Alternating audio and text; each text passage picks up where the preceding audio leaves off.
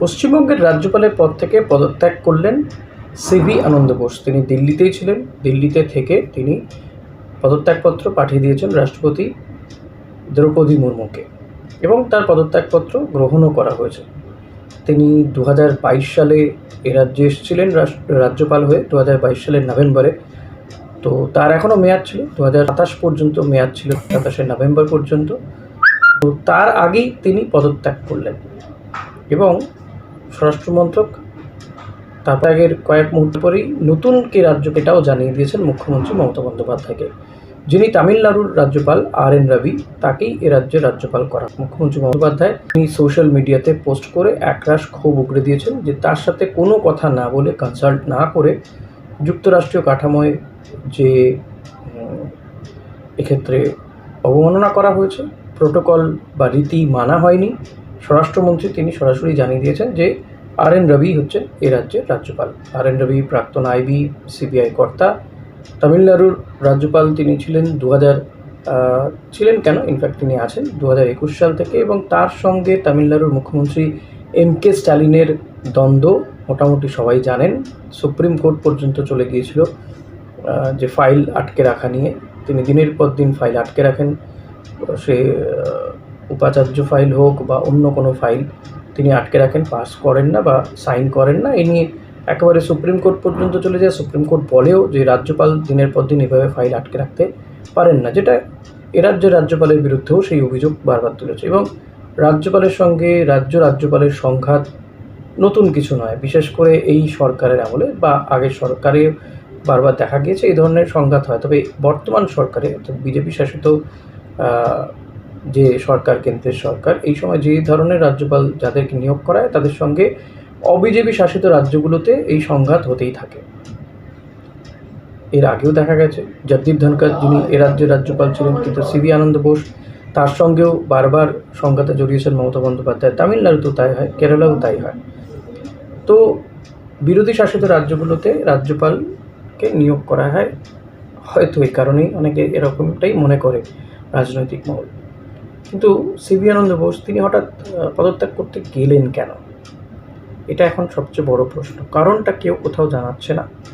মমতা বন্দ্যোপাধ্যায় তিনি টুইট করে আশঙ্কা প্রকাশ করেছেন যে বোধহয় কেন্দ্রীয় স্বরাষ্ট্রমন্ত্রী বা স্বরাষ্ট্রমন্ত্রক কিছু তার উপর চাপিয়ে দিতে চাইছিলেন, তিনি কথা রাখবেন না বা শুনতে চাননি, তাই তাকে পদত্যাগ করতে বলা হয়েছে, তিনি বাধ্য হয়েছেন পদত্যাগ করতে। সিভি আনন্দ বোস কিছুক্ষণ আগেও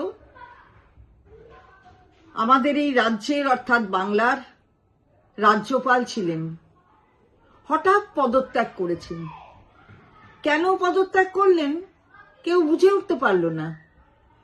ওনার ওপর কি কিছু চাপ সৃষ্টি করা হয়েছে ভারতীয় জনতা পার্টির পক্ষ থেকে অথবা কেন্দ্রীয় সরকারের পক্ষ থেকে?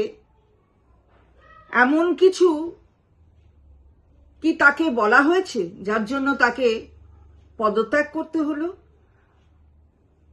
আমাদের অবাক লাগছে। কিছুদিনের মধ্যেই নির্বাচন, তাহলে কি কেন্দ্রীয় সরকার অথবা ভারতীয় জনতা পার্টি তারা চায় না যে বাংলার নির্বাচন হোক? এর ভেতরে কি অন্য কিছু লুকিয়ে আছে?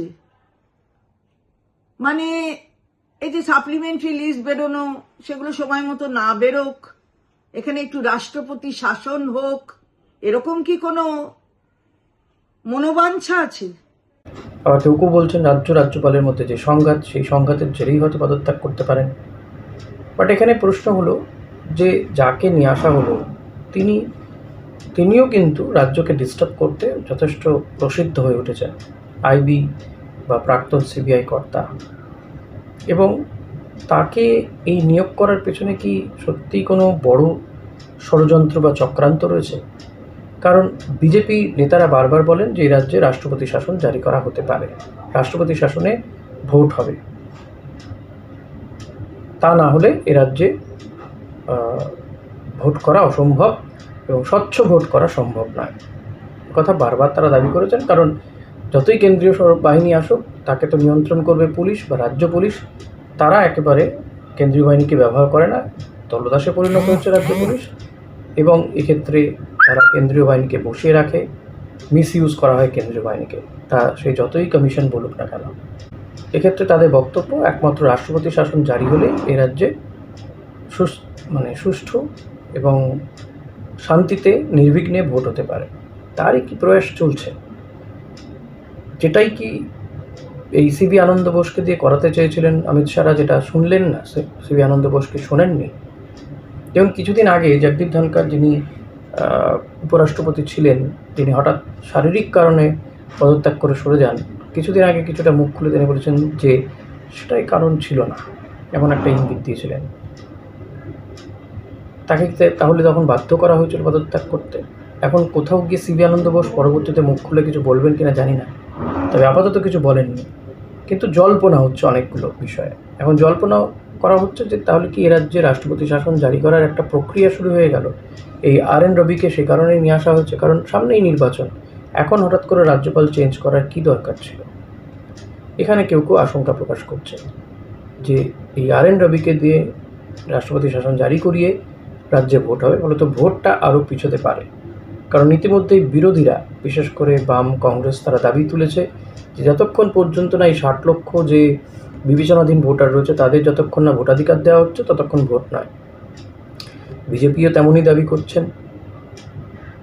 তাহলে কি তাদের এই হঠাৎ করে আমরা দেখলাম বাম, কংগ্রেস তারা সিও দপ্তরে ধর্নায় বসে গেল, কার্যত গতকাল থেকে তারা বসে রইল। কংগ্রেস বিক্ষোভ করছে, মমতা বন্দ্যোপাধ্যায় 6 তারিখ থেকে বসছেন ধর্নায়, 6 তারিখে বসবেন মেট্রো চ্যানেলে। তারপর সেটা কন্টিনিউ হবে কিনা বা কালকে কী কর্মসূচি ঘোষণা করবে সেদিকে তো নজর থাকবে। কিন্তু এই রাজ্যপালের বদলের পেছনে তাহলে কি এই রাজ্যপালকে দিয়ে আরও বেশি ডিস্টার্ব করা হবে রাজ্য সরকারকে, এবং যাতে ধীরে ধীরে রাষ্ট্রপতি শাসনের দিকে যায় গোটা বিষয়টি, এবং RN রবি ইয়েস ম্যান অমিত শাহের, তিনি যাতে কথা শোনেন সেই চেষ্টাটাই করা হচ্ছে।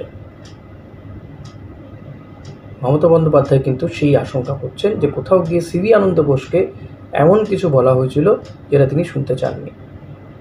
তামিলনাড়ুর যিনি রাজ্যপাল, তিনি এ রাজ্যেরও রাজ্যপাল থাকবেন। এর আগে আমরা দেখেছি যে তথাগত রায়, তিনিও মেঘালয় এবং ত্রিপুরা 2 রাজ্যেরই রাজ্যপাল ছিলেন। তো এটা কোনো বড় ব্যাপার না। কেন্দ্রীয় স্বরাষ্ট্রমন্ত্রক স্থায়ী অস্থায়ী কিছু বলছেন এখনই। তাহলে কি আগামী দিনে রাজ্যপাল সংঘাত আরও চরমে উঠবে?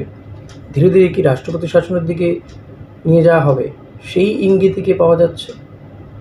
জানি না এর ভেতরে তেমন কোনো ইঙ্গিত আছে কিনা বা তেমন কোনো প্রয়াস আছে কিনা। তবে মমতা বন্দ্যোপাধ্যায় তিনি টুইট করে সেই আশঙ্কা করছেন কিন্তু, যে এক তো তিনি বলছেন যে কোনো প্রোটোকল বা রীতি মানা হয়নি, যে কে রাজ্যপাল হবে বা না হবে এ নিয়ে কোনো একটা আলোচনাই হয়নি। হট করে একদম রাজ্যপাল ঠিক করে বলে দেওয়া হচ্ছে যে RN রবি হচ্ছেন রাজ্যপাল, পরবর্তী রাজ্যপাল। তিনি বলছেন প্রোটোকল মানা হয়নি, রীতি মানা হয়নি। আবার তিনি এটাও বলছেন যে কোথাও গিয়ে কি চাপের কাছে নথি স্বীকার করেননি বলেই সিবি আনন্দ বোসকে সরিয়ে দেওয়া হলো। এই প্রশ্ন কিন্তু তুলছেন মমতা বন্দ্যোপাধ্যায়। এখন এই নিয়ে আগামী কয়েকদিন যে রাজ্য রাজনীতি তোলপাড় হবে এবং নতুন রাজ্যপাল এসে তিনি কী করবেন, কোন পদক্ষেপ করবেন, সেটা কিন্তু খুব নজরের মধ্যে থাকবে এবং চর্চার বিষয় হয়ে উঠবে বলেই আমার মনে হচ্ছে। আপনাদের কি মনে হয় এই রাজ্যপালের পদ থেকে সিবি আনন্দ বোসের পদত্যাগের পেছনে কী কারণ রয়েছে, কী ইঙ্গিত পাচ্ছেন আপনি? জানান কমেন্ট করে। Thank you.